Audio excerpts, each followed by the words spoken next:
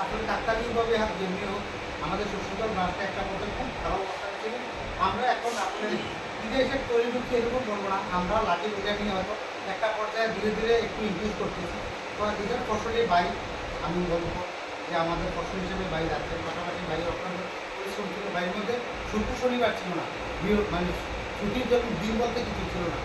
আমি এখন অপ্রিয় সত্য আমি দেবিদার চলে গেছি কি ভাই বেজে আছে, সেটা ভাই আসলে বাইরেও কি মানছে না বাড়িতে যাওয়ার জন্য, এটুকু এই যে মানে পাওয়া না আমাদের জন্য আসলে চিন্তা। ভাই সামনে বলাটা আপনি ঠিক না, পারবো না এই কথাও নাই। এবার আমরা আমাদের মধ্যে যে ইহুদা কাজ করছে, আমি মনে করবো বাইরে থেকে আমরা দীক্ষা নেওয়া উচিত। পারবো না বা এটা হবে না, আমি ক্লান্ত, এরকম কথা অবসাদ, এরকম কথা বাইরে বলে নাই।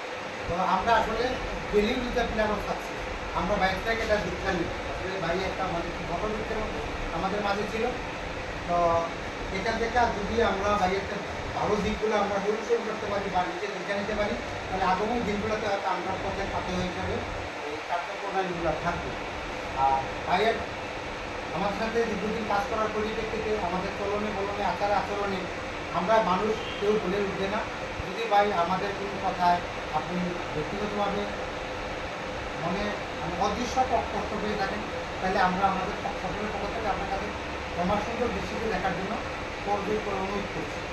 আর পাশাপাশি ভাইয়ের কাছে একটা আবদার থাকবে, আপনি শশীদল ছিলেন, আমরা এখানে যারা আছি শশীদল টিম, পাশাপাশি এখানে কলকাতার সংবিধান অফিস ভাই, আমি এই অফিসের চতুর্পাশে মানে এই এরিয়াটা বুড়িচট্টু এরিয়ার আশেপাশে দীর্ঘদিন চাকরি করছেন, আপনি অনেক জায়গায় চিনেন।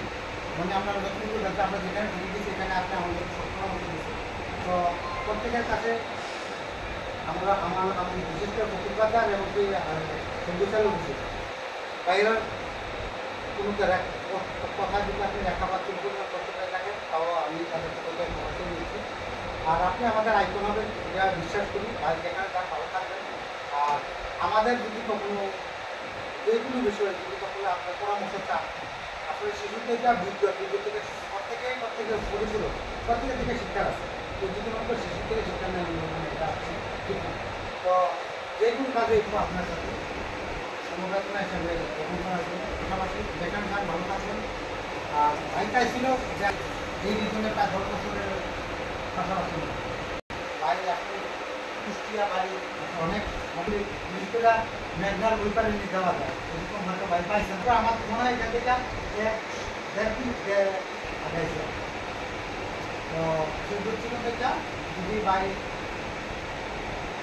আমি বলবো পজিটিভ হিসেবে নিয়ে আপনার যেখানে যাবেন ভালো থাকবেন সেই প্রত্যাশা রেখে আমি আমার এরিয়াটা শুরু করে আমরা এখানে আমার অসুবিধা প্রত্যেকের পক্ষ থেকে আপনার যদি কান দেওয়ার শুভেচ্ছা রাখলো সেই প্রত্যাশা রেখে আমি আমার বক্তৃতা গ্রহণ করে যাবো।